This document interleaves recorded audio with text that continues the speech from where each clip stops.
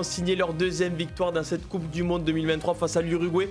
27-12, ce fut brouillon, ce fut laborieux, ce fut parfois ennuyeux, mais on retiendra les 4 points de la victoire, nous journalistes français.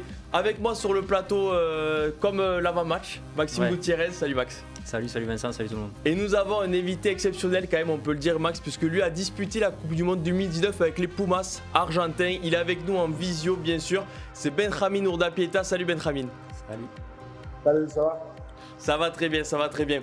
Du coup, on va commencer avec toi, Benjamin. Bien sûr, dans cette émission, on va revenir sur le match, bien sûr, en lui-même. On aura un petit zoom sur 5 joueurs qui auront marqué les esprits et bien plus. Et ensuite, on répondra à toutes vos questions qu'il y a dans le chat. Mais d'abord, avec toi, Benjamin, question simple. Match, je l'ai dit, laborieux. Qu'est-ce que tu as pensé, toi, de manière un peu large de cette rencontre que tu as dû regarder avec un avis d'expert?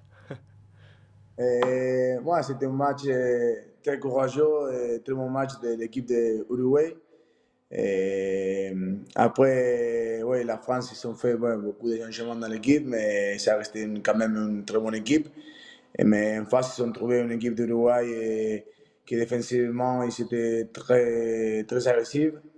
Et après aussi, ballon en main, ils étaient très forts aussi, ils ont fait de belles séquences. Donc j'étais surpris un peu pour le niveau de Uruguay, c'était un bon match. Alors nous, bien sûr, on va commencer par le côté français. Tu es surpris par l'Uruguay. Tu as aussi été désagréablement surpris par cette équipe de France. Tu l'as dit, il y avait quelques changements, mais on pouvait quand même en attendre beaucoup mieux, notamment dans le jeu. Oui, j'étais un peu déçu, oui, pour le niveau des Français. Parce que oui, ils ont fait beaucoup de changements, mais ça restait quand même une très bonne équipe, de très bons joueurs. Et ils ont fait des erreurs en conquête, des ballons portés, ils n'ont pas trouvé de solutions. Et avec les ballons dans les mains, aussi, ils n'ont pas trouvé beaucoup de solutions par rapport à cette défense agressive de Uruguay.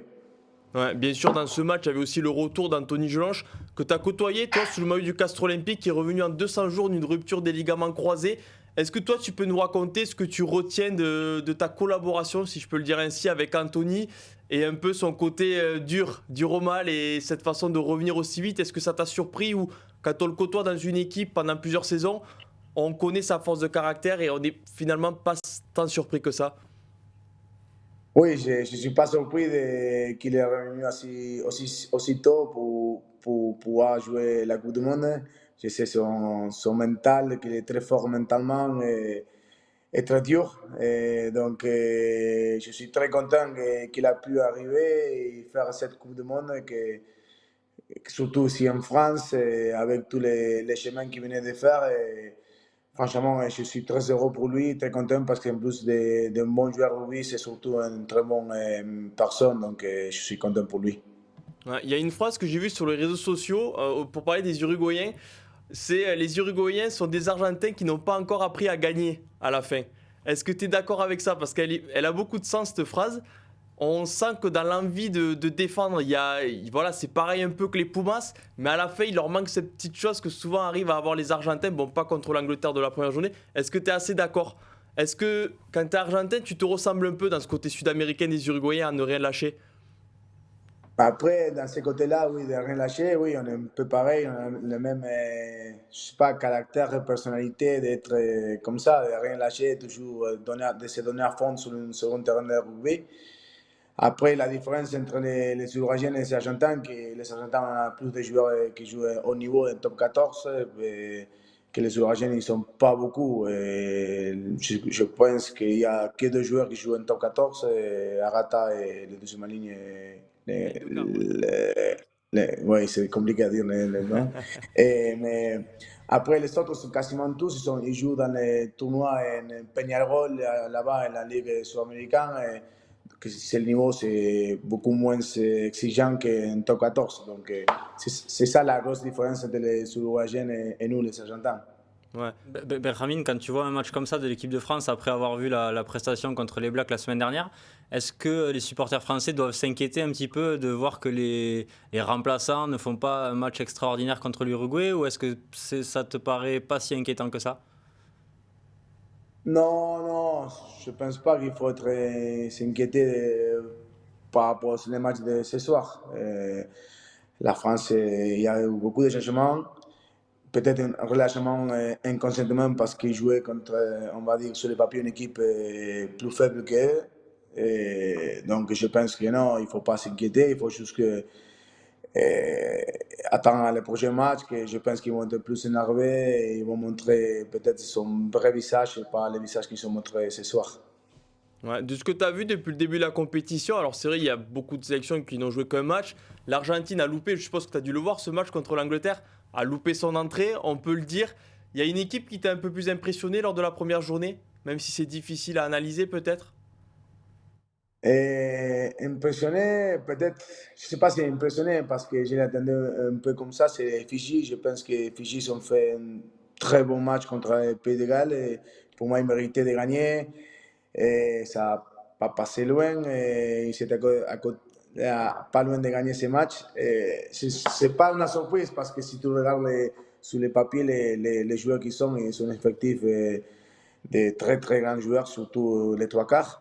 Mais ça reste quand même, je ne sais pas si une surprise, mais une équipe il faut aussi voir s'ils peuvent encore faire la vraie surprise que ça ferait peut-être débattre les Australiens dimanche, j'espère en tout cas.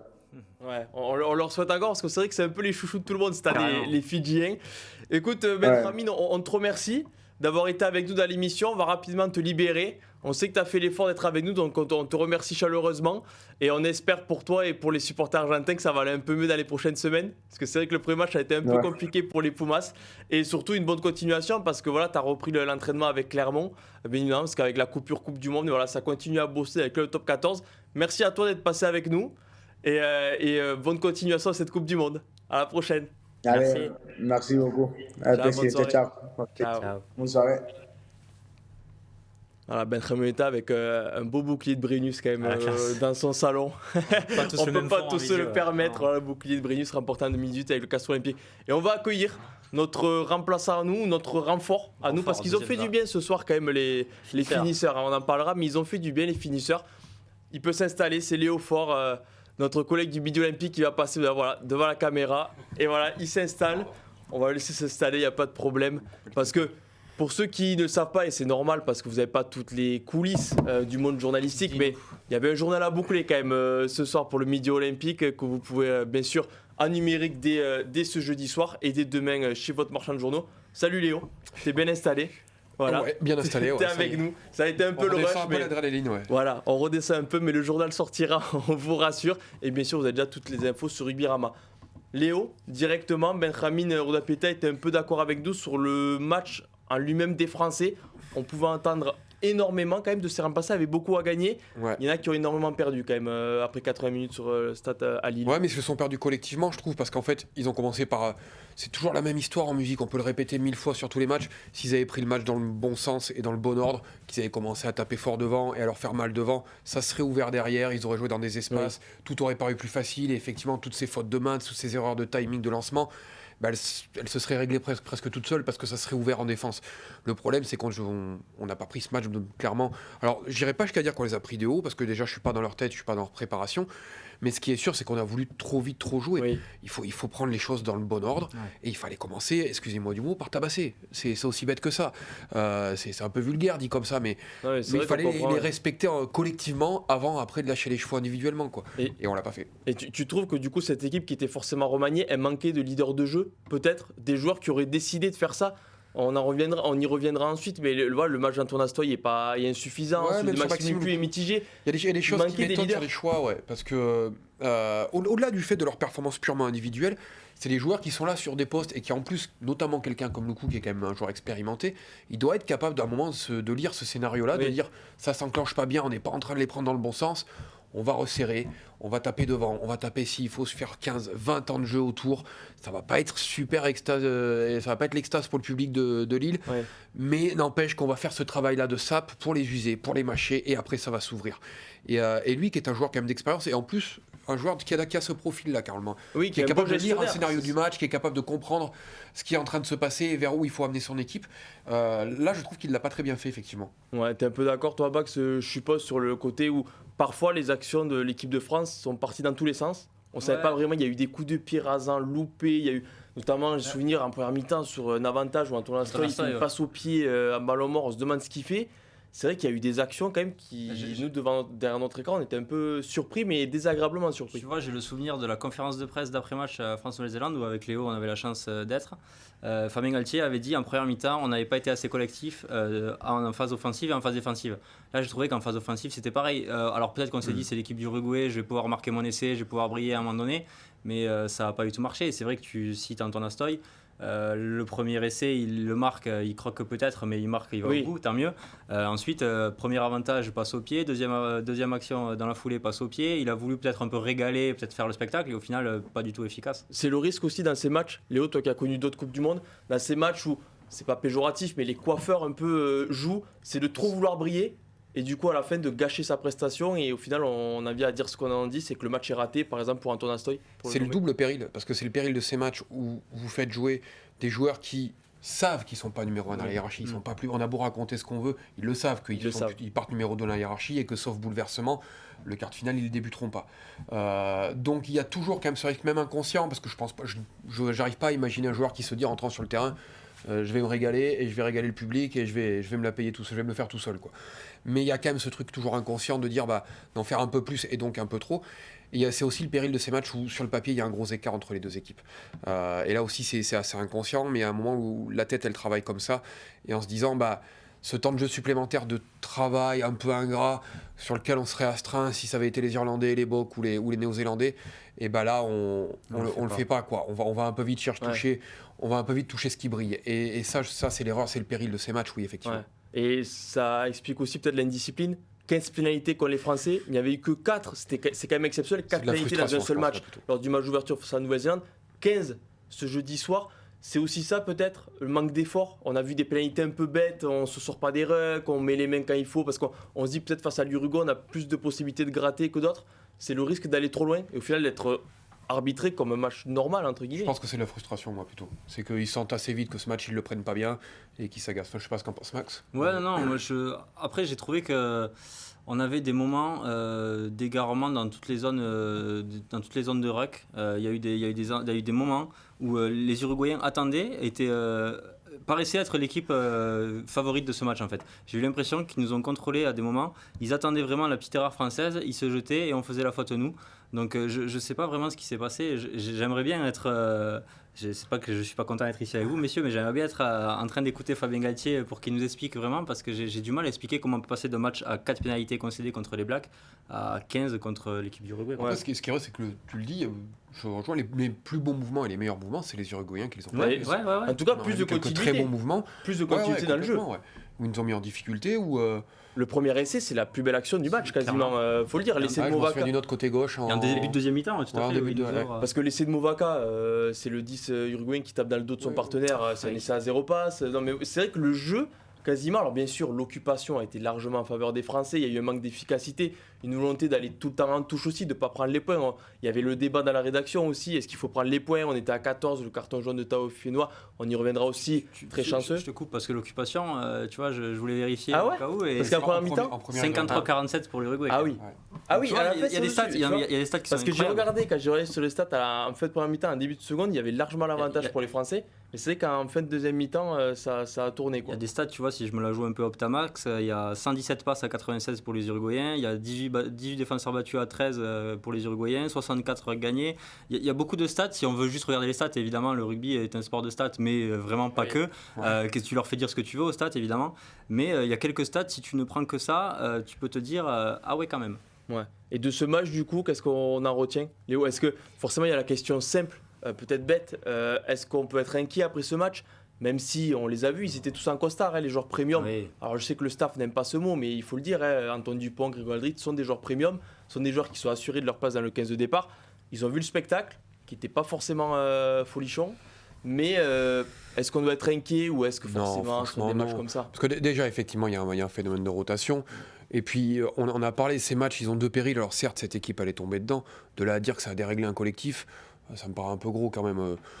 Prenez de toute façon toutes les Coupes du Monde des Français, on a toujours eu des matchs comme ça en phase de poule. On a perdu notamment un célèbre contre les Tonga en 2011 et on va en finale derrière. Mais toutes les campagnes, et même nos belles campagnes, on a eu des matchs de phase de poule contre les petites nations où on fait pas le job, quoi. On fait pas le job. On n'a pas ce côté anglo-saxon où quand il faut mettre 80 points, on en met 80. Ouais, c'est ça. On a dans toutes nos campagnes, on a eu des moments comme ça. Non, ça altère en rien ni l'espoir ni la promesse de cette équipe. Parce que oui, elle va rentrer des joueurs importants, mais même au-delà de ça, l'équipe qui jouait ce soir est évidemment capable de faire bien mieux que ça. Il n'y a pas de débat là-dessus. Il y a eu 2 pièges, elle est tombée dedans. Voilà. Ça passe sans frais parce qu'il y avait quand même un écart de talent sur certains postes. Oui. Mais c'est vrai qu'il y avait 2 pièges sur ce match, elle est tombée dans les deux. Ouais. Et c'est vrai qu'on a rigolé un peu dans le match.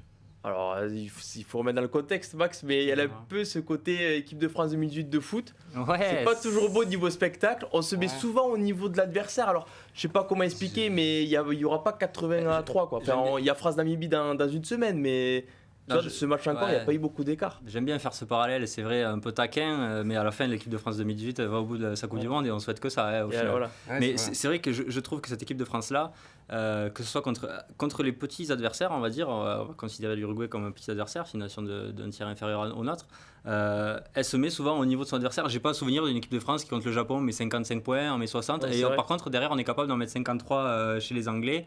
Bon, certes un peu plus faible en ce moment, et on est capable d'en mettre 30 dans un match qu'on maîtrise peu ou prou face au Black. À la fin on en met 30, donc cette équipe de France elle gagne à la fin à chaque fois. De toute façon c'est ça, et c'est ça qui me fait penser à l'équipe de France 2018, c'est qu'on a trop de talent en football. C'est que là on a trop de talent avec Damien Penaud, avec Antoine Dupont, avec tous ces joueurs-là. De rien on punit, et ça me fait vraiment penser à ça, et à la fin on va gagner. Tu vois, contre ce soir, bon, le match on sait qu'il est un peu mal embarqué à des moments, mais on va pas le perdre ce match-là. Même contre en fait, t'es inquiet une minute, quoi. Après le deuxième essai uruguayen, puis t'as laissé de Movaka, donc t'as toujours ces 8 points, cette marche qui te fait avancer, qui te permet d'aller en touche en plus. Et là ce soir, il n'y a pas les joueurs premium, encore une fois, mais ces joueurs-là, quand il va y avoir l'écart, on l'a déjà vu contre l'Irlande, on l'a déjà vu contre les Box, on l'a déjà vu contre toutes les nations du monde, on les a toutes battues. On a trop de talent, et moi j'ai l'impression qu'il peut rien nous arriver en fait, quoi. Même un match ce soir, tu vois, tu peux te dire il va basculer, il va prendre rouge. Bon, c'est une décision arbitrale, etc. Il a pris jaune, il prend pas rouge. Il peut nous arriver de tomber contre un adversaire meilleur quand même, je pense. Ouais, mais tu vois, ça fait 4 ans que. Mais en tout cas, oui, ça gagne, quoi. Je suis d'accord avec toi. Elle n'est pas de nature à casser la dynamique. Clairement. J'ai du mal à y croire. Ouais, non, c'est sûr. Je suis d'accord. Pas de souci. Eh bien, écoutez, messieurs, on va passer à la deuxième partie. C'est un peu plus zoomé sur les joueurs. Parce qu'on en a parlé, il y a aussi le carton jaune, carton rouge. On y a malheureusement cru au bout d'un moment que Romain Taufeneau allait vite terminer le match. Il s'en est bien sorti. Léo, pour s'arrêter un peu sur le match du deuxième ligne, qui est le finisseur parfait dans l'équipe type du 15 de France. On l'a vu très bon en début de match. On l'a vu passer proche de la correctionnelle ensuite. Il a un peu disparu comme tous ses autres partenaires dans le second acte. Donc en fait, c'est un peu paradoxe, Romain Taufeneau, un bon début de match et ensuite le carton a un peu tout gâché, juste à la fin. Ou alors ça explique peut-être le fait qu'il joue jamais plus d'une mi-temps, voire même plus de 30 minutes, c'est qu'il a joué 30 bonnes minutes et il a un peu disparu sur ce niveau-là, en tout cas international, parce qu'il est capable de jouer des matchs pleins à Lyon. Mais en tout, ça donne plutôt raison au choix de Fabien Galtier, de, même quand il y a des blessés, des absents, de le maintenir sur le banc. Pour le carton, quand même, pour la précision, c'est une application stricte de la règle. Alors on va pouvoir toujours tout raconter. On a eu Romain Poit, qui est notre consultant arbitrage, qui sera, vous pourrez retrouver dans les colonnes du journal demain, et même dès maintenant numérique, je pense, qui explique ce qu'on discutait à ce moment de la rédaction, c'est qu'au moment où lui il impacte, le joueur a baissé sa hauteur, puisqu'il y a eu Macalou qui est venu déjà. Macalou est déjà intervenu, donc c'est Arata qui n'est déjà pas un joueur très grand, qui en plus est en train de s'abaisser, de tomber. Donc circonstance atténuante, il reste rouge. Il est sûr que s'il avait été droit, Arata, il y avait rouge, il y avait épaule tête, on ne discutait pas. Mais bon, le bunker arbitre plutôt logiquement, il n'y a pas de polémique particulière à avoir là-dessus. Et après, effectivement, ça lui scie un peu les jambes. Il y a un autre facteur, c'est que souvent ces joueurs-là de fort tonnage, et lui c'est un très fort tonnage, ils n'aiment pas trop avoir de coupure. Ils aiment bien avoir un rythme de croisière. Ça serait méchant de dire ça parce que ça se déplace quand même, surtout pour la masse qu'il fait. Mais ils aiment pas avoir des choses infractionnées très vite, couper, recommencer.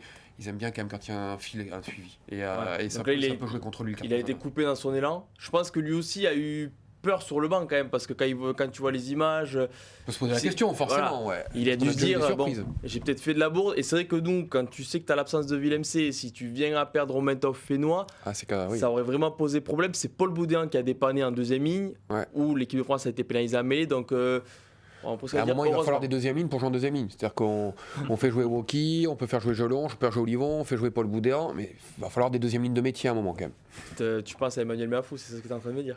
Je pense pas parce que de Mais toute la façon il n'est pièce. pas éligible, mais de toute façon il y a assez peu de doutes qu'on le verra vite. Oui, je sais pas si dans le chat ils sont d'accord avec le match de Romain Taofifénois, mais c'est vrai qu'il nous a fait peur, mais au final. Non, dans le chat, Continue à ça en parle pas trop. Ils ont un débat sur les défenseurs battus. Là, dans le chat, ils sont à fond sur les défenseurs battus. Les stades de Amaya qui en a battu 8. Qui a battu Ah oui. 8 Ouais, mais il est en bas de défenseurs 4 sur son essai déjà. Ouais, exactement. Donc, Déjà, Arthur Vincent, il voit encore son mais numéro. Benjamin aussi. Ouais. Ouais, mais c'est vrai que d'ailleurs, tu peux donner, si tu veux, Dis-moi. Max, toutes les notes. Je sais pas si elles donner les sont notes. sur Rugby-Rama, Bien sûr, je les suppose. Rédigées par Léo pour les arrières, Ouais. il me semble. Donc c'est Léo et c'est Pierre-Laurent Gou qui a fait les avants. C'est un peu sévère, vous en doutez, mais bon, c'est la prestation. Ah oui, Elle n'autorisait pas de. voilà, les notes, vous allez De voir, monter haut. c'est pas la moyenne n'est pas souvent accrochée. Alors les notes, devant on a nos deux piliers, Jean-Baptiste Gros 5 sur 10 et Aldeguerri 6, Pierre Brougarit 5 sur 10. La deuxième ligne, ils ont la même note, la moyenne 5 sur 10 pour Cameron Woki. Ah non, pardon, Cameron Woki est à 5 sur 10 et Romain Taofifénois à 4 sur 10. On a une troisième ligne avec Paul Boudéan à 4, Anthony Jelonche à 5 et Sekou Makalou à 6 sur 10, qui je pense sera accrédité de la meilleure note du 15 de France. Ouais, tout à fait. On a- Justifié hein, d'ailleurs, Ouais, entre je parenthèses, pense, il est ouais. excellent en touche et bon, dans les déplacements, il a impacté. Tout à fait. Une charnière, là par contre, on va avoir la plus mauvaise note du match avec Anton Astoy qui a 3 sur 10 et Maxime Lecu qui a 4,5. Les ailiers, Gabin Villiers 3,5 et Louis Bielbiaré 5. Au centre, Arthur Vincent 4 et Yoram Moefana 4,5. Et Melvin Jaminet 4 sur 10 lui aussi. Donc Léo, tu as mis aux arrières, tu as mis un arrière, pas con. un seul avec la moyenne, Louis Bielbiaré. Ouais. J'ai pas vu grand chose, ceci on le disait, les seuls lancements de jeu. Alors c'est pas que de la faute des arrières. On a toujours rugby, on sait tous que ça c'est quand même mal embrayé devant, que ça n'a pas été franchement lissé les problèmes par la charnière. Mais il y a des moments où on se demandait si on arrivait à se faire 3 passes quand même. C'était- Ouais, c'est vrai. Bah, Donc, Louis Bielbiaré, il met 60 minutes à toucher un ballon. Enfin, il a ouais. touché en Il le touche en première bout de mi-temps. ligne, en bout de ligne, il va en Sur une marchant. passe exceptionnelle de Sekou Makalou. Sinon, je pense que si Sekou Makalou il joue le coup simplement, il n'y a pas de passe pour Bielbiaré. C'est vrai que le joueur de l'UBB, il a eu trouvé le temps long. Si on lève un peu les coulisses, au moment de le noter, quand j'avais à peu près rempli les cases, et lui, il n'avait rien, et je demandais un peu autour de moi à la rédaction, en disant mais quelqu'un l'a vu, c'est-à-dire ni négativement ni positivement d'ailleurs, il y avait rien. C'est vrai, c'est pas forcément péjoratif de ne pas l'avoir vu, mais c'est Et vrai il que. était pas là. Alors ça peut quand même être un petit peu marqueur du fait qu'il n'a pas trop bougé de son couloir, Ouais. qu'il n'est pas allé chercher beaucoup. Mais il faut reconnaître aussi qu'il n'y avait pas grand-chose à aller chercher. Et bon, il a l'excès décisif, il est opportuniste. Oui, c'est pas laissé le plus dur de sa carrière, mais n'empêche qu'il est là, il le met. Évidemment, ouais. Qui fait le break. Oui, il va prendre sa moyenne parce qu'il n'a pas grand-chose. Il n'a pas beaucoup de positifs, mais il a encore moins de négatifs. Donc Ouais. il y est, c'est 5. Hein. Et pour rappel, Louis Bielbiaré, qui est le joueur le plus jeune Ouais, à avoir dans débuté un l'histoire. match, à avoir été titulaire dans une Coupe du Monde avec le 15 de France. Il l'a fêté par un essai. Il C'est bat pas trop Romain mal quand Tamac. même. Voilà, il bat Romain Tamac en 2019 qui avait débuté face à l'Argentine. Dorda Pieta qu'on a vu en début. Non mais pour rester sur les arrières, parce qu'on reviendra après sur les arrières, parce que c'est intéressant de t'avoir vu que c'est toi qui les as notés, Léo, les arrières. Mais sur Sekou Makalou, tu l'as déjà dit, c'était un des joueurs qui avait énormément à gagner ce soir. Il est en balance sur le banc, il y a le retour d'Anthony Jelonche en troisième ligne. Déjà, on a l'impression que Paul Boudéan il est un peu passé devant dans la hiérarchie. Paul Boudéan était remplaçable face aux All Blacks, pas Sekou Makalou. C'est le mec idéal peut-être sur un 6-2, troisième ligne ailier. Ouais, c'est un facteur important. Est-ce que ce soir, quand même, Sekou Makalou, il a envoyé un message à taper à la porte de Fabien Galtier, lui dire oh, j'ai pas joué les All Blacks, mais quand même pour le quart de finale ou autre, si tu fais un 6-2, c'est peut-être pas mal de m'avoir dans les 23 quand même. Ce qui paraît à peu près sûr, c'est que c'était le grand perdant avec Oui. peut-être Falatea. Les dernières semaines. Ouais. Des dernières semaines, parce qu'on ne s'attendait pas trop à ce qu'il sorte du groupe. Il a été victime notamment du passage en 5-3 sur le banc, en 5 Oui. avant, 3 quarts. Puisque lui, c'est vrai, tu l'as dit, il a le profil pur de faire le 6e avant sur le banc, parce qu'il peut aussi couvrir derrière. Il a quand même un profil très complet, donc quand il est là, c'est facile de faire un 6-2. C'est la première question qu'il faudra répondre, parce qu'on va très vite parler du quart de finale, soyons Oui, honnêtes. c'est vrai. C'est est-ce qu'on va commencer en 5-2, en 5-3 ou en 6-2 ? Je pense que le profil de l'adversaire, que ce soit l'Irlande ou l'Afrique du Sud, nous amènera à faire un 6-2. Donc déjà, il pourrait avoir sa place là. Et on était dans une configuration avec les All Blacks aussi où on n'avait pas Jelonche. Cette fois, Jelonche Oui, est c'est revenu. vrai. Donc il va falloir trancher certainement sur le banc entre Jelonche, Et Boudéan. Boudéan, Makalou. Ça paraît difficile d'imaginer qu'on se passe de Jelonche. Donc oui, forcément, sa performance, et la performance plus en deçà et plus tiède de Paul Boudéan, elle va être notée, elle va être observée. Oui, Parce c'est vrai. il a son point fort habituel, il se déplace, il va vite, mais il a été très bon en touche, il monte très très vite en touche. Les entraîneurs qui l'ont eu et qui l'ont côtoyé ont toujours été surpris de sa vitesse pour monter.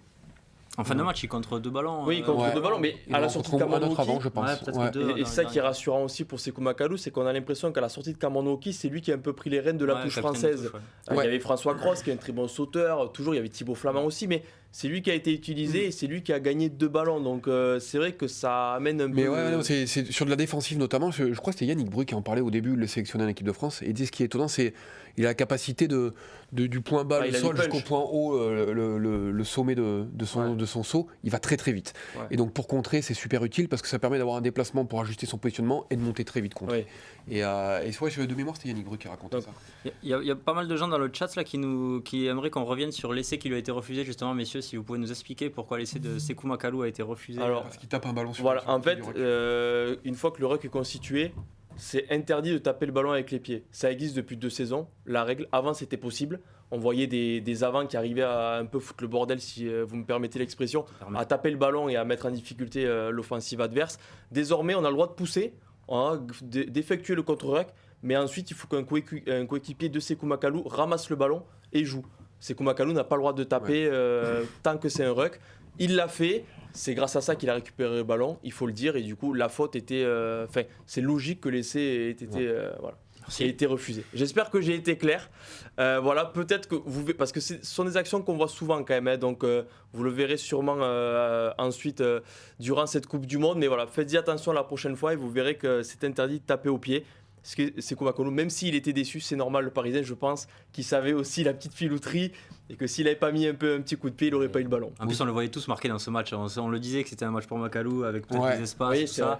Il n'y a pas eu d'espace au final. Il n'y a pas eu d'espace. Il n'y a pas eu d'espace. de Makalou au final. Parce que les Français n'en ont pas trop créé. Non, mais pour revenir un peu de manière large, ce que tu disais, Léo, c'est un match qui va complètement bouleverser la 3e ligne française. En tout cas, au-delà des 3 un peu intouchables, Olivon, Cross, Aldrit, qui sont titulaires, si je t'écoute, Jelonche, il est revenu, donc il compte. Boudéan, il a perdu des points ce soir. Et Makalou en a marqué. Ouais. Donc là, on est passé de Boudéan sur le banc face aux All Blacks à Jelonche et Makalou dans un 6-2 et Boudéan en tribune. Si je résume un peu à ça, est-ce que Makalou a marqué assez de points comparé à ce que Boudéan en a perdu pour vraiment renverser la situation? Je ne dis pas dans le tarot, mais... je trouve que ça ressemble à ça quand même, il est doublement perdant ce soir, Paul Boudéan. Il n'a pas été catastrophique, il ne s'agit pas de s'acharner sur lui, mais c'est vrai qu'on a vu plutôt un bon, voire un très bon Makalou, et que le retour de Jelonche, il a un statut que lui n'a que... Oui. Alors Jelonche a un statut en équipe de France qui n'est pas celui de Paul Boudéan, qui est quand même supérieur. Jelonche, on est plus à se demander est-ce qu'il va débuter tout de suite ou pas. Donc de toute façon, il fera le 4e. Les 4, on les a. Et s'il doit y avoir un 5e, dans le cas d'un 6-2 sur le banc, et ben c'est vrai qu'aujourd'hui, on a plutôt tendance à penser à Makalou sur ses performances, sur son profil, sur la complémentarité avec Jelonche qui peut faire 2e, 3e ligne, et lui 3e ligne et 3/4. Ça semble quand même plutôt intelligent comme association. Ouais, et puis c'est vrai que Max, on en sourit, mais on voit plus Makalou sur l'aile que Boudéan au centre. Il faut être honnête aussi, parce qu'on nous vend Boudéan au centre. Si on doit dépanner pendant le quart de finale, la demi ou la finale, on est plus rassuré par un Makalou qui, on le rappelle, avait été le meilleur joueur du match face à l'Afrique du Sud à Marseille, au poste d'ailier, que Paul Boudéan en numéro 12. Voilà. Il faut dire que c'est peut-être ce qui a amené aussi le staff des Bleus à faire un 5-3 aussi, c'est d'avoir Vincent sur son banc, parce que quand il y avait Romain Tamac, tu pouvais le décaler aussi au centre, tu avais une option.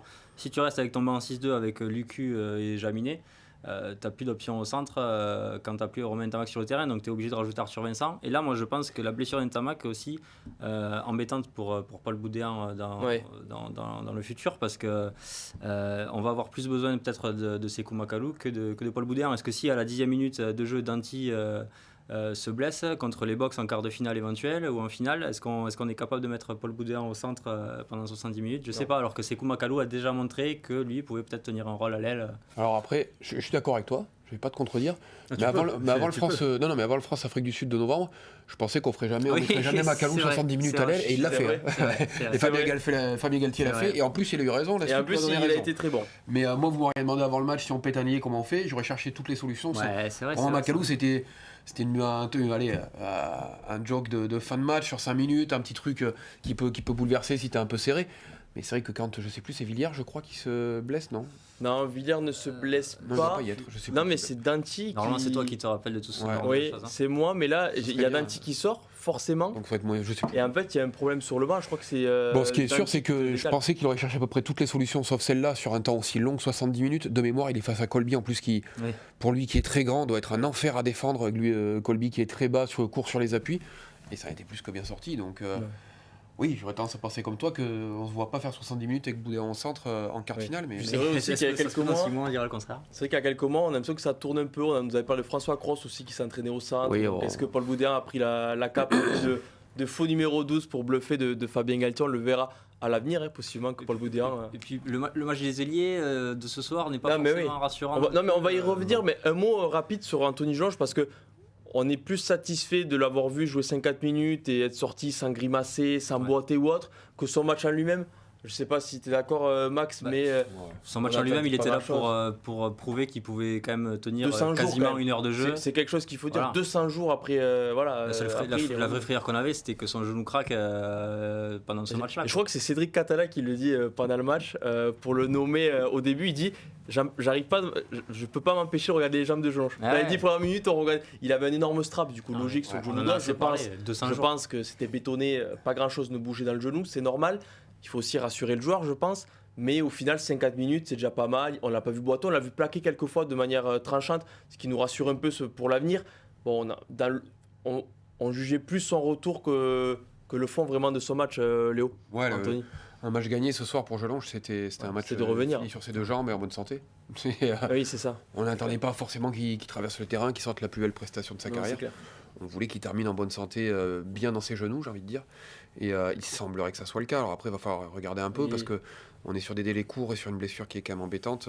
C'est vrai. Il peut y avoir des gonflements, des choses comme ça, Voilà. mais il semblerait qu'il n'y ait pas eu d'alerte particulière. C'est vrai que je veux pas gâcher la fête, mais la semaine dernière à Toulouse, il s'était entraîné avec le Stade Toulousain.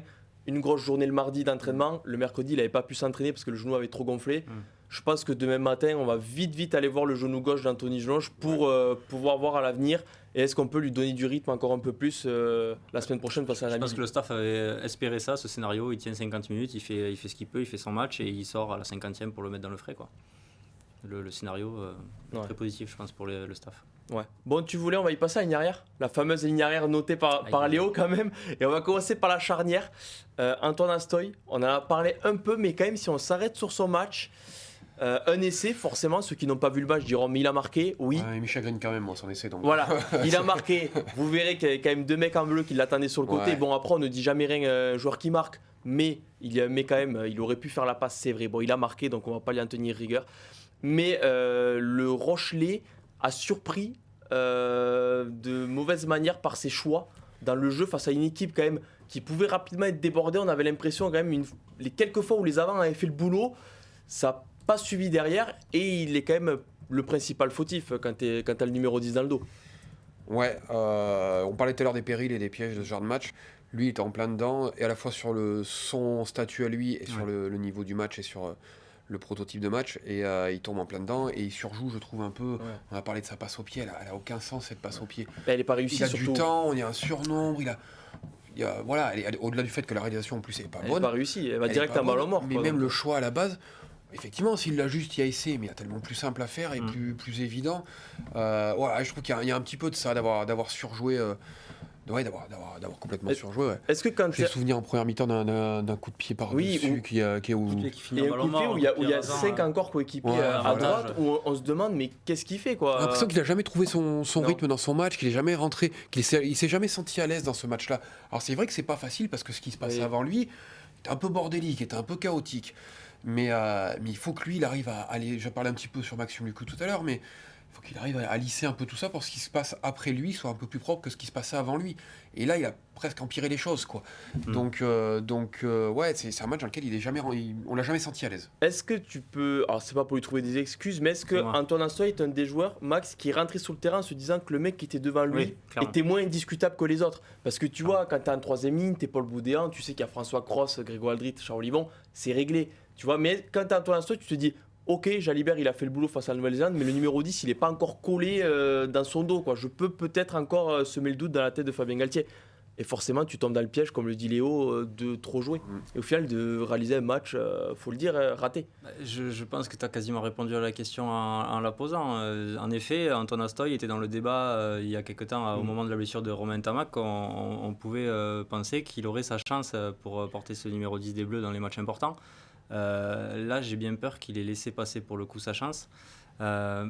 Ouais, je pense que quand tu débarques, quand t'es compétiteur, j'arrive pas, je suis obligé de le garder en tête. J'ai l'impression que quand tu es compétiteur et que tu joues aussi une Coupe du Monde, tu as envie d'y prendre part et tu n'as pas envie d'y prendre part. Il y a certains joueurs, Maxime Lucu en est l'exemple parfait.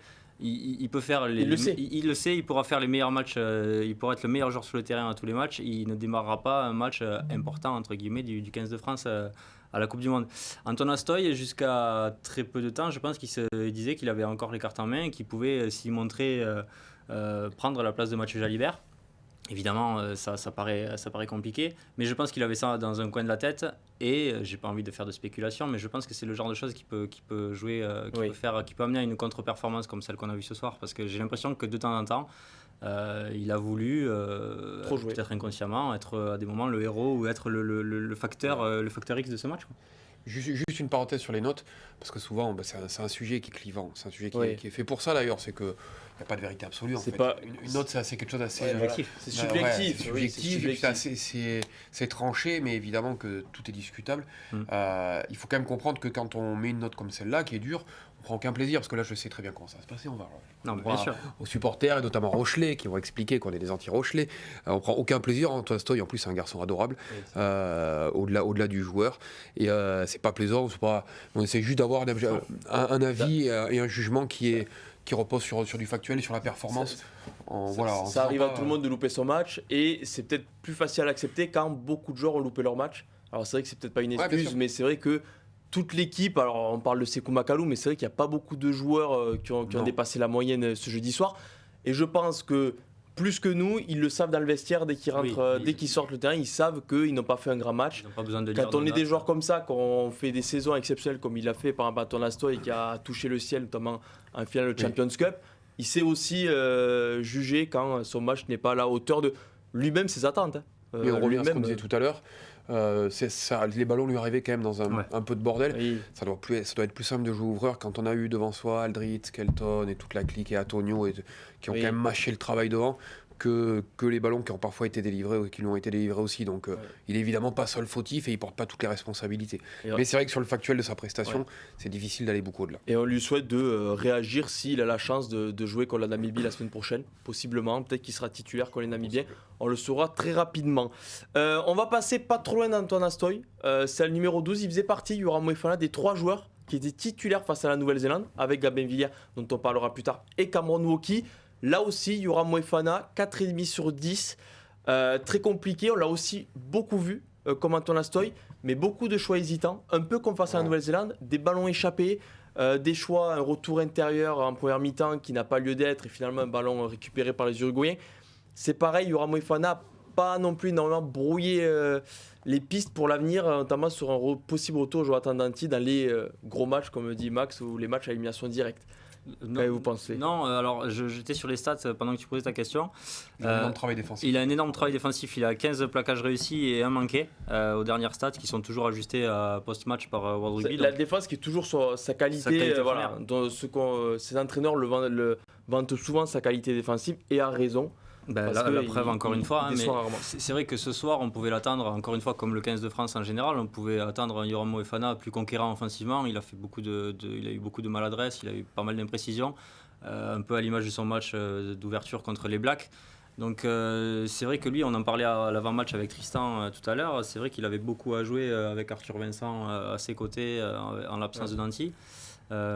Et encore une fois, moi personnellement, il m'a pas forcément rassuré. Je sais pas ce que vous en avez pensé, vous. Je sais plus combien tu l'as mis, Léo. 4,5. On le voit à l'écran, 4,5, c'est mieux qu'Antoine Astoy. Bon, c'est pas la moyenne. Ça fait partie des meilleurs 3 quarts. Oui, ça fait partie des meilleurs 3 quarts. Le deuxième meilleur 3 quarts. Après, de par sa qualité défensive. De toute façon, j'avais un peu de mal à me dire que la moyenne globale à une 3 quarts allait être à 5, parce que c'était insuffisant. La production elle est insuffisante, franchement. Donc elle est insuffisante. Il faut quand même retenir sa prestation défensive, il ne faut pas lui enlever, parce que c'est venu lui taper dedans et il ne s'est jamais enlevé. Mais ça, c'est un truc, globalement, on le sait. Alors, il a ce gros trou d'air contre les Blacks la première action la semaine dernière. où il s'oublie complètement. Bon, voilà, c'est fait. On retient ça, mais c'est vrai que... oui, C'est quand même un joueur, on peut lui taper dedans à un moment, il a dû répondre en général. Mais c'est vrai qu'offensivement, il a du mal à apporter. Alors, est-ce que le repositionnement au centre le sert vraiment sur ce niveau international, en tout cas, je parle. Est-ce que d'être simplement un joueur de duel quand il est à l'aile, ou en tout cas plus un joueur de duel quand il est à l'aile, d'avoir un peu moins à gérer d'extérieur-intérieur, de courses dans son dos, de choses comme ça, mais vraiment d'être en bout de ligne pour finir les coups, jouer ses duels, est-ce que c'est pas une manière de le soulager sur ce niveau-là? Si je vous pose la question, c'est que moi je le pense un petit peu. Qu'il est plus à l'aise dans ce rôle-là, comme a pu l'être à une époque Damien Penaud, dont on oublie qu'il est formé au centre, mais qui avait quand même des lacunes assez importantes sur des secteurs trop gênants, notamment la défense, la qualité de passe, des choses comme ça, et dont on l'a un peu lavé de tout ça, on l'a débarrassé de tout ça en le replaçant à l'aile, et on lui a dit, vas-y, maintenant, tes points forts, c'est tes qualités athlétiques, donc exprime-les. Je trouve qu'au Moefana, il y a un peu ce chemin-là qu'il doit suivre. Ouais. Est-ce que justement, de par leur style de jeu, qui n'est pas forcément énormément porté sur l'offensive, même s'ils peuvent très bien le faire parce qu'ils ont le talent pour le faire, mais cette paire de centres Moefana et Arthur Vincent, face à des sélections qui sont plus faibles que l'équipe de France, où l'équipe de France a parfois énormément le ballon, est-ce que c'est pas forcément leur style de jeu de créer beaucoup de brèches, d'accélérer le jeu? On sait que c'est deux énormes défenseurs, mais c'est vrai que eux deux associés dans un match comme ça porte pas toujours ses fruits. Est-ce que tu es d'accord avec ça ou... C'est pas les joueurs les plus rapides déjà. Voilà, c'est pas les joueurs les plus rapides et c'est pas des joueurs qui, voilà, en un coup de rein, ce qu'a Bielbiarré, alors bien sûr c'est un ailier, mais ce qu'arrive à faire Danti par sa puissance, ce qu'arrive à faire Ficou aussi des fois en deux appuis, c'est pas des joueurs comme ça et on l'a encore vu ce soir Max, où c'est deux joueurs qui font le boulot défensivement mais qui offensivement ont parfois du mal. Mais on se disait avant le match contre les Blacks, en se demandant qui allait prendre la place de Danti, on considérait que Yoram Moefana était l'option offensive entre guillemets et que Arthur Vincent était l'option défensive. Et au final, on se rend compte que Yoram Moefana a aussi beaucoup de qualités défensives et qu'offensivement, il apporte pas grand-chose. Et je suis assez... Enfin, il apporte pas grand-chose, c'est dur comme constat, mais c'est le cas de ce soir. Et c'est vrai que je suis en train de penser à ce qu'a dit Léo tout à l'heure, et j'ai tendance à penser, quand on le voit jouer, Yoram Moefana actuellement, il fait un peu coffre à ballon, quoi, comme on peut dire. Il garde souvent. Parce qu'on l'utilise comme ça aussi. Ouais, parce que on l'utilise comme un second Danti, on va comme dire. Danti. Ouais, puis je pense qu'il sécurise pas son jeu. Et il se sécurise peut-être, et peut-être que c'est aussi son jeu. C'est peut-être ce qui ferait qu'il serait plus à l'aise sur l'aile de l'équipe de France ou de l'UBB. C'est-à-dire que là, il a plus que son duel à jouer et il a peut-être des qualités qui iraient mieux sur une aile. C'est vrai que quand on voit son physique, t'es l'ailier en face de lui, t'es pas trop heureux de le voir arriver lancé comme un frelon. Peut-être plus qu'en poste de premier centre parce que c'est peut-être plus prévisible en poste de premier centre, alors que sur l'aile, sur un ballon de récupération par exemple ou autre, t'as moins le temps de t'organiser et il faut prendre fait plus de 5 kilos Tu vois, contre les Blacks, j'ai le souvenir de 2-3 fois où il hésite un peu avant d'aller vraiment au contact et d'avancer. Il finit par faire un petit travers et il glisse et après il fait une petite passe assez imprécise. On sent qu'il a du mal à se lâcher sur ce poste-là. Ou alors peut-être que naturel qu'il exprime sur l'aile ou en disant go au fond, se pose pas de questions, il a un peu du mal à le trouver. Peut-être que lui il sent aussi qu'il peut pas faire du Danti. Au bout d'un moment, voilà, parce que je pense que. C'est pas cadeau comme. Non, oui, mais quand on regarde le match contre la Nouvelle-Zélande, et ce soir, s'il y avait eu Danti à sa place, ça aurait été pareil. Il n'y a pas eu un changement de plan, on l'a utilisé comme Jonathan Danti. On l'utilise dans le profil. Dans le profil Danti, donc si lui il n'y arrive pas, ou s'il sent qu'il n'a pas les mêmes capacités physiques, il a toujours, comme tu le dis, ce petit pas pour se décaler, ces petites passes pour éviter le gros contact ou le contact de face, ce qui complique les choses, les attaques françaises et son jeu aussi. Donc il faut peut-être aussi le comprendre de ce côté-là. Parce que bon, faire du Danti, on sait tous que c'est pas donné à tout le monde. C'est pas une critique sur lui, c'est presque même peut-être si vraiment c'est, là encore je suis pas dans le secret des dieux, mais si c'est une consigne de faire de Yoram Moefana un Jonathan Danti bis, je pense que ça va être compliqué. Oui, à l'avenir c'est pas compliqué. On verra aussi. Et on va passer à Gabin Villiers. Lui aussi était titulaire face aux All Blacks. Et lui aussi a pas réalisé le match de sa vie, mais c'est un peu dans la continuité malheureusement. Léo, Gabin Villiers, il a beaucoup été blessé ces derniers mois. Il a mis du temps à revenir. Il a mis 2 ans à s'emporter le maillot de l'équipe de France. Il est revenu au mois d'août. Il a joué. Il n'a pas non plus énormément performé. Contre la Nouvelle-Zélande, il n'a pas été excellent. Là, ce soir, beaucoup de ballons perdus aussi. Alors, on le dit pour tous les joueurs, mais parce que c'est la réalité. Tous les joueurs ont eu du DG. Voilà, perdu au contact. Gabin Villiers, c'est un titulaire. On ne l'imagine pas sortir du 15 de départ. On va être honnête, pour un quart de finale, par exemple, contre l'Italie. Parce qu'il n'y a pas non plus une concurrence énorme au poste d'ailier, mais le Toulonnais a quand même du mal. Au bout d'un moment, c'est un constat, alors on lui a laissé le temps. Aujourd'hui, après 3-4 participations avec l'équipe de France, on peut le dire, il a quand même du mal, et c'est pas le meilleur Villiers qui a cette Coupe du Monde. Si on revient sur son profil, c'est un joueur qui travaille énormément sur la hargne, sur le punch, sur l'agressivité, sur cette idée de rien lâcher, d'être un peu David contre les Goliaths, parce qu'il est pas énorme, il est pas grand, mais il lâche rien jamais. Mais ça l'oblige à être à 200% physiquement. Parce que le Villiers qu'on a connu très fort justement dans les jeux au sol, dans les duels mais défensifs, être capable d'aller prendre un plus lourd que lui, de taper très fort au buste, de le sortir en touchant le soulevant, il n'a pas beaucoup de marge, il est obligé d'être à 200%. Et c'est vrai qu'on l'a vu reprendre ses schémas de jeu contre les Blacks aussi. Mais en fait, il lui manque cette étincelle supplémentaire pour l'instant qui fait qu'il nous a moins, je crois, la semaine dernière, c'est 1 contre 2 depuis ses 22 mètres. Oui, c'est ça. Sur le bord du Il perd le ballon. Nous, on est en tribune, on se dit, mais qu'est-ce qu'il fait? Et c'est des trucs qu'il était capable de tenter il y a 2 ans avant ses blessures, sauf qu'il les réussi, on se dit, il est jobard, mais il le réussit. Et là, il le réussit plus. Et d'un seul coup, c'est vrai que vu que son jeu est beaucoup basé là-dessus, c'est pas quelqu'un qui a un super jeu au pied, c'est quelqu'un qui va vite, mais il va, je pense, moins vite qu'un Penaud, il a pas les appuis de collier, des choses comme ça. Il est vraiment beaucoup dans l'état d'esprit. Et là aujourd'hui ça suffit pas parce qu'il est moins dominant en fait. Parce qu'il est moins dominant, ça suffit pas, ça suffit plus.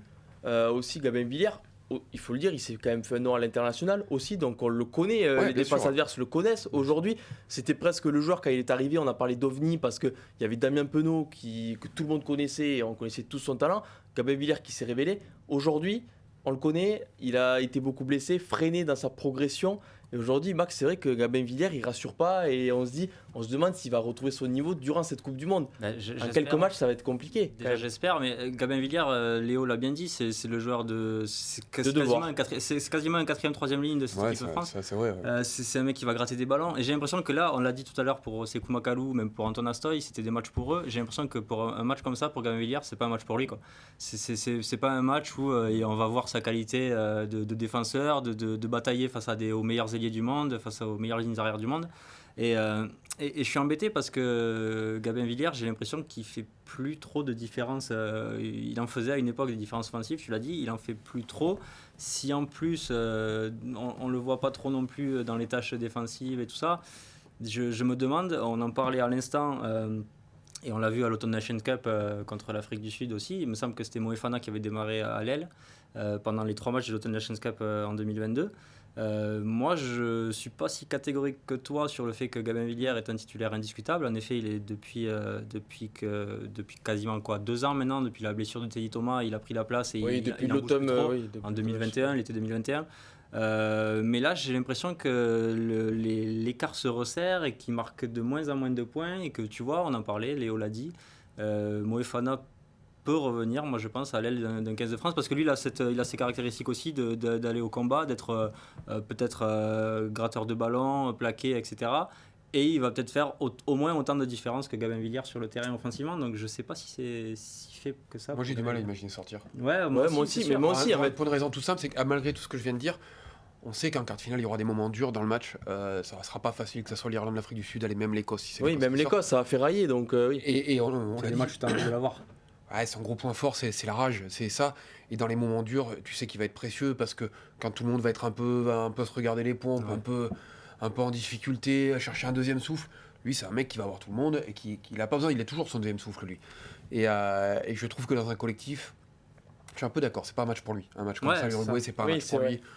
Mais dans un moment où la France va avoir besoin de puiser dans des ressources et d'aller chercher loin, j'ai du mal à imaginer qu'on se passe d'un Gabin Villiers pour des matchs qui vont être durs. Et puis s'il fait partie des 3 joueurs qui avaient joué à Nouvelle-Zélande, c'est peut-être que le staff a voulu lui donner encore plus de rythme, le faire jouer dans un match où ils auraient pu se débrouiller, peut-être à faire jouer un autre indiscutable plutôt que Villiers. Ça fait partie des joueurs que tu as envie de mettre en confiance aussi. À un moment donné, si Gabin Villiers il va marquer derrière la ligne ce soir, quand tu sors d'un match que tu es ailier, que tu as marqué, tu le vis déjà différemment ton match. Même si tu sais que tu n'as pas fait une performance stratosphérique, tu as scoré et c'est quand même toujours important pour des joueurs comme ça qui sont des finisseurs aussi à la base. Moi je comprends qu'il ait joué ce match-là parce que déjà tu n'as pas non plus pléthore d'ailiers dans l'effectif français, même si tu as beaucoup de joueurs polyvalents. Et Damien Penaud est évidemment l'ailier que tu as envie de laisser au repos sur un match comme ça. Donc je trouvais logique que Gabin Villiers commence ce soir. Messieurs, on continuera après parce qu'on va partir du côté de Lille. On va monter un peu dans le nord avec Emmanuel Massicard, le rédacteur en chef du Midi Olympique. Salut Manu déjà. Salut les garçons. Tu nous entends bien? Est-ce que tu m'entends bien?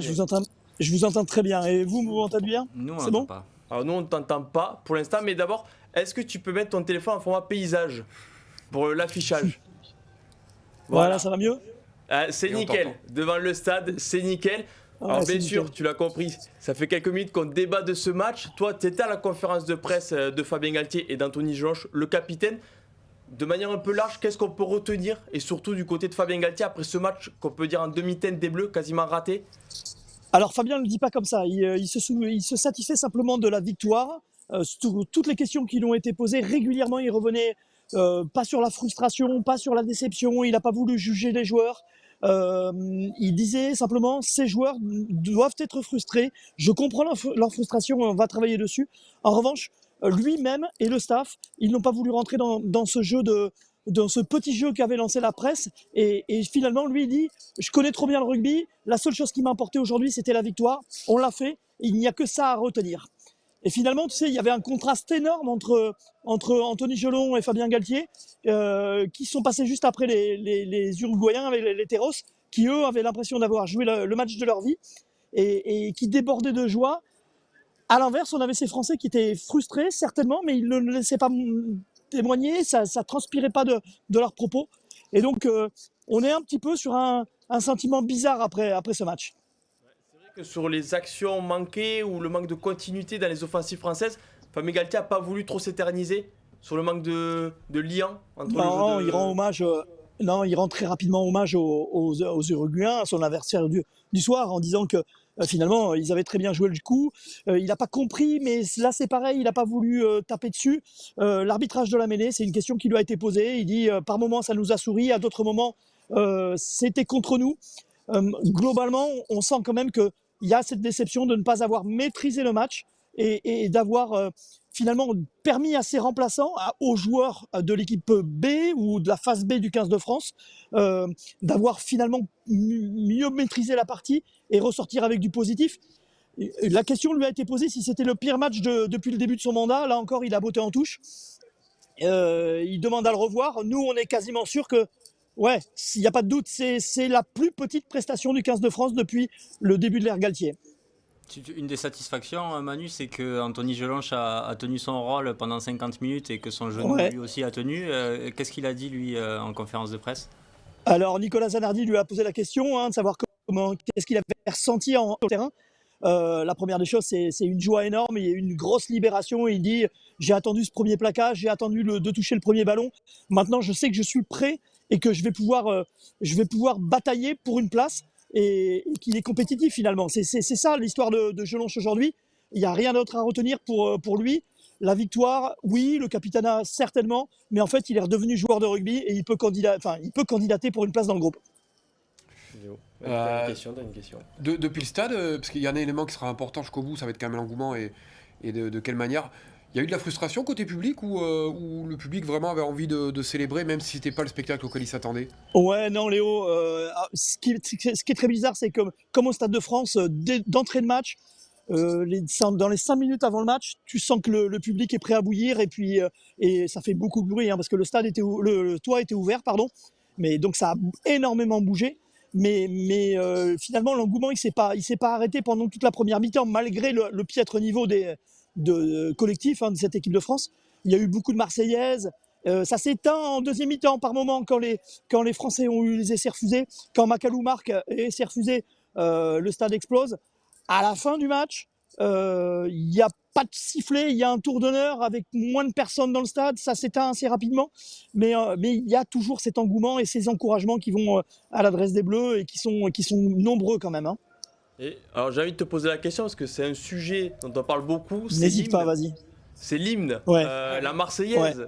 Voilà, avec la fameuse chorale. Comment tu l'as vécu toi depuis les tribunes?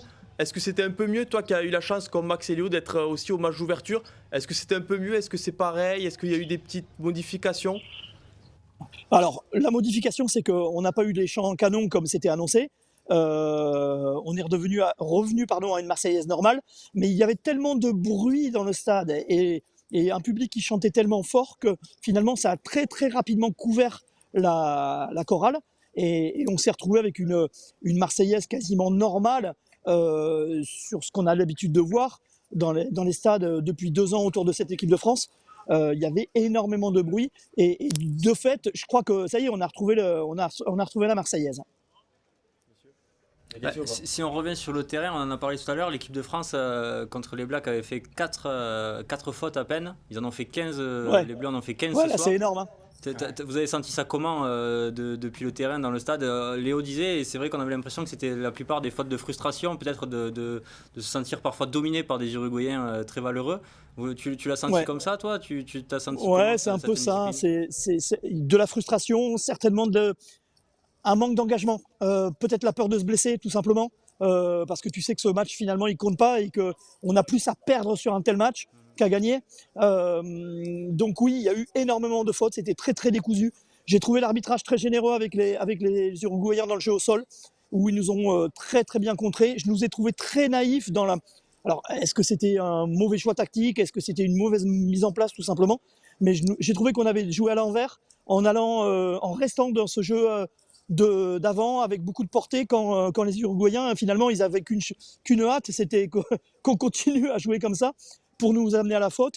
Et puis, ça a beaucoup, beaucoup manqué de lien. Donc, oui, il y a eu énormément de fautes dans tous les secteurs de jeu et on a été énormément pénalisé, beaucoup, beaucoup plus que sur tous les matchs sur les 2 dernières années.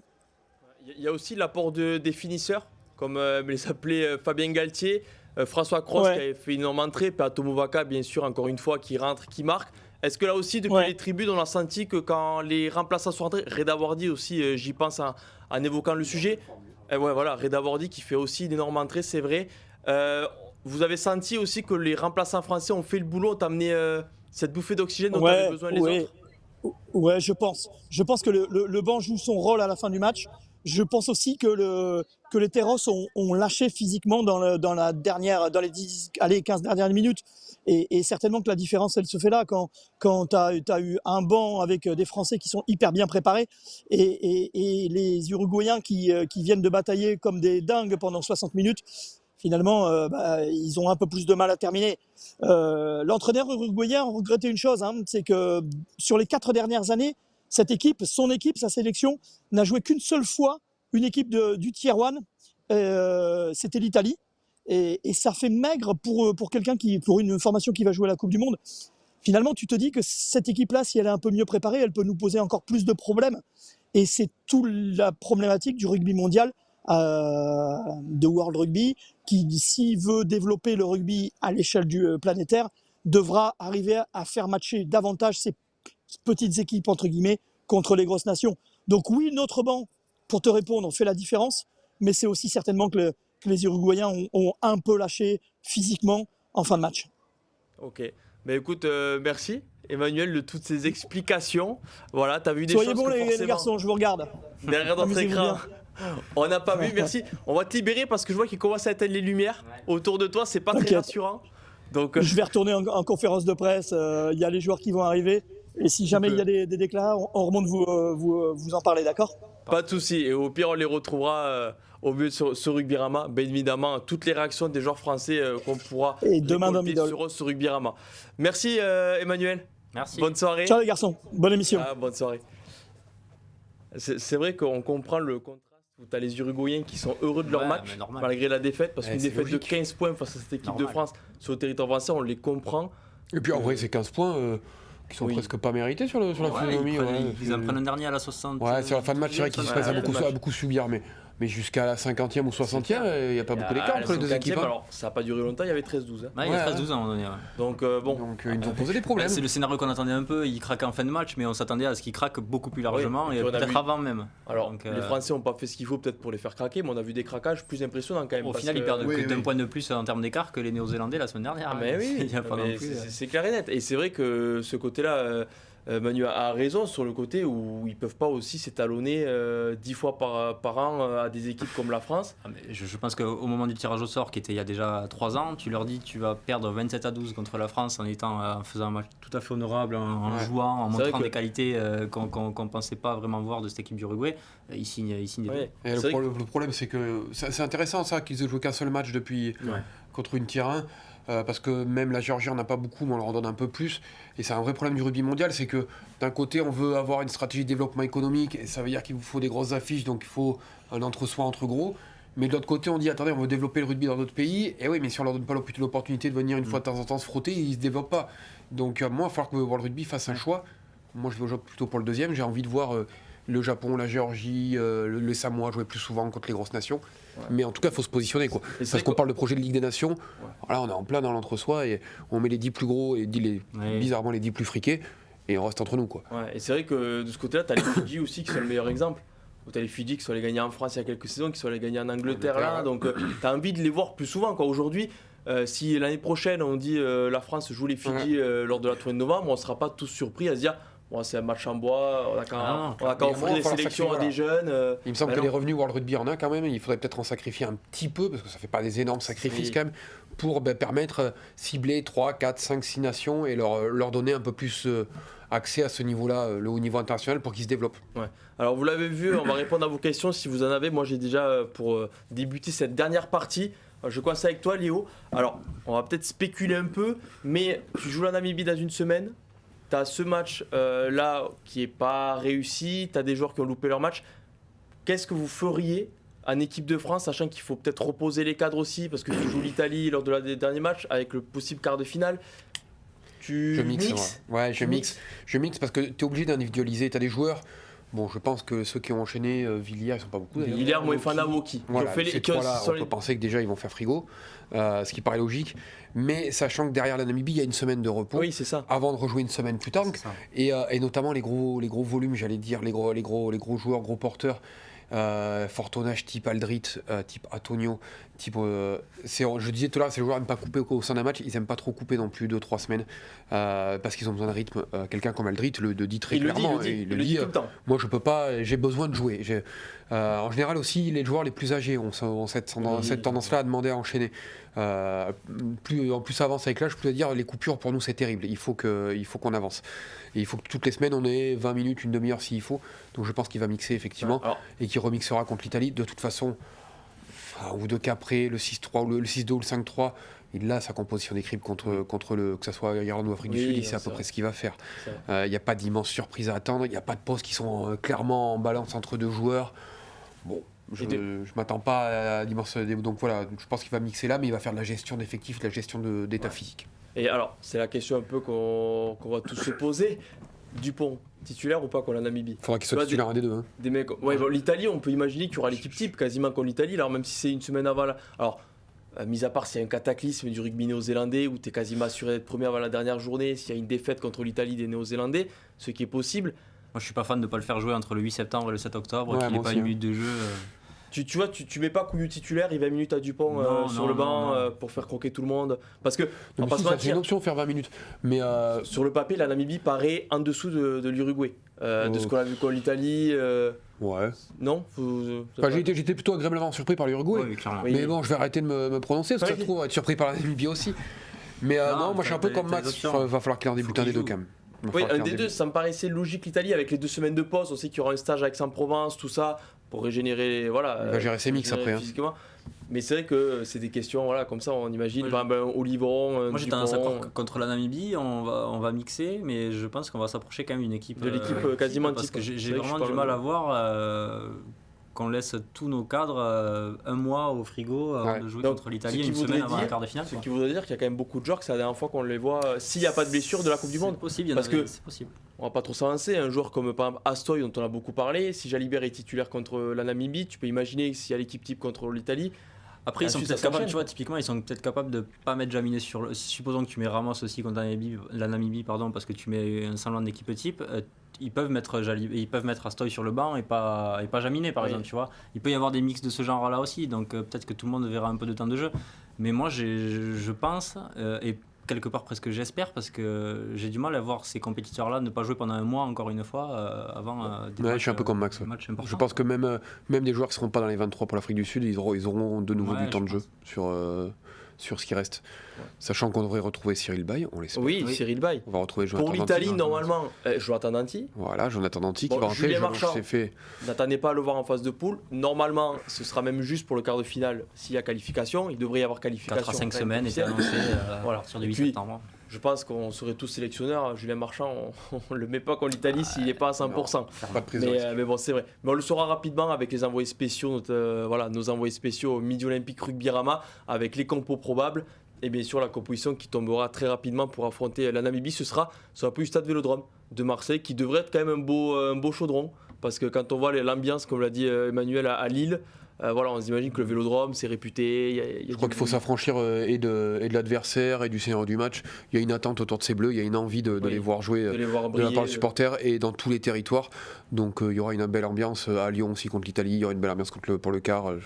Là, je pense que Et c'est une constante qu'on aura sur toute la Il y aura Coupe une du belle Monde. ambiance le 28 octobre, qui seront en finale. On l'espère tous. Est-ce qu'il y a des questions, Max, dans Alors, le chat? écoute, je regarde ça tout de suite. J'étais en train de découvrir la une Oui, mais alors, du Midi Olympique. Figure-toi que j'ai te une spoil. oreillette et on m'a dit qu'elle était prête pour à la fin de l'émission. Et oh là là, décoiffée. Alors, je ne parle pas de mes deux protagonistes, de mes deux collègues à côté. faire pourtant. Ouais, on est pas- Mais voilà, décoiffée. Bon, vous aurez la référence avec les fameux coiffeurs qu'on aime appeler, les joueurs qui ne sont pas titulaires dans un groupe Coupe du Monde. Et voilà, avec Antoine Astoy et Melvin Jaminet, la mèche d'Antoine Astoy qui vole. C'est sur son essai, c'est l'action de son essai, pour être précis. Et je pense qu'il aurait dû faire la passe. Et je maintiens que même s'il marque, il aurait dû faire la passe à Il aurait dû faire la passe. Ça, c'est Avec- un peu chiant puriste, chiant. Alors, pardon. c'est peut-être pour les puristes, mais il y a quand même, faut le dire, il y a quand même du Pro D2 pendant la Coupe du Monde. Et il y a aussi des pages dans le journal Tout à consacrées, fait. bien évidemment, à la journée de Pro D2 qui s'est disputée ce mardi et ce mercredi, avec notamment des promus, pour ceux que ça intéresse, Voilà. Valence Roman et Dax qui sont à la fête. Et la très belle victoire du Stade Ariacois contre Grenoble d'ailleurs. Voilà, il fallait ça, qu'ils le ouais. disent, bien sûr. Ces Ah, questions, Il y, Max y a deux, trois. Il y a une question qui revient, un débat qui revient. Alors, bon, Léo a un peu donné son avis tout à l'heure en disant qu'il ne voyait pas vraiment Gabin Villiers sortir, et je vais te relancer dessus, que tu ne voyais Ouais. pas vraiment sortir de l'aile du 15 de France. Beaucoup de gens pensent que ce soir, il a vraiment perdu beaucoup de points. Sont peut-être un peu sévères, mais aimeraient voir peut-être Biel Biarré ou Moefana essayer sur l'aile du 15 de France. Fondamentalement, je les comprends. En fait, dans l'absolu, je les comprends. Il rassure pas Gamavillière, mais il n'a pas beaucoup rassuré sur le premier match non plus. C'est juste sur son profil que je me dis qu'on va avoir du mal dans un match, que ce soit l'Afrique du Sud ou l'Irlande, ça va être la guerre. Ça va être très dur physiquement. Ça va être un bras de fer et le premier qui lâche a perdu. Et ce profil-là de joueur à la Gamavillière, j'ai du mal à visualiser qu'on s'en passe. Il a un impact psychologique qui est trop fort sur les autres. Mais après, si on réfléchit dans un terme de analytique rugby pur, je suis assez d'accord avec eux. Ouais, effectivement, il rassure pas, ni offensivement, ni d'ailleurs défensivement. Il a pas beaucoup, en ce moment, il n'a pas beaucoup de balles à son crédit, quoi. Mais ouais, il a sa tronche. Et sur les balles, oui. il a ce côté Gamavillière, plus c'est dur et moins on l'attend et plus il est fort. Oui. On l'a dit, Donc, oui.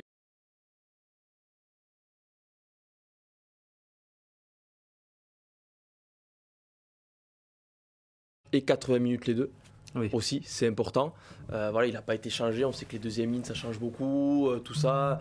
Voilà, mais il a joué 160 minutes. Donc c'est vrai, je le vois pas quitter le 15 de départ quand même. En tout cas, dans les gros matchs. Une fois que l'équipe type sera alignée, je pense qu'il y sera Gabin Villiers. Ouais. Et ce sera jusqu'au bout si la France doit aller jusqu'au bout. Ou alors il y aura blessure, mais on touche du bois. Il a déjà assez connu, malheureusement pour lui. On lui souhaite pas quand même. On a une petite question qui sort du 15 de France, mais qui concerne nos amis uruguayens de ce soir. Est-ce qu'ils peuvent pas faire quelque chose contre une équipe comme l'Italie dans cette phase de poule? Ou est-ce que c'est Non. encore un peu trop loin pour eux? C'est ce que je vois ce soir, Ouais, non, mais tout peut arriver déjà. je les éliminerai pas. Hein. Mais quand on voit le match qu'ils avaient fait en 2019 contre les Fidji, ben, évidemment, on jugera les Fidji 2019 et l'Italie 2023. Mais non, mais c'est vrai en tout cas qu'on n'imaginera pas 60-0 pour l'Italie. Ça, c'est clair et net. Non, mais Après, en ils peuvent se 2019, louper faut se aussi, souvenir, mais- moi j'ai été au dernier match contre le Pays de Galles, dernier match de poule, et à 5 minutes de la fin, les Gallois sont emportés de tir, il y a 6 points d'écart, donc c'est une nation quand même... Non, je les éliminerai pas contre l'Italie, ouais.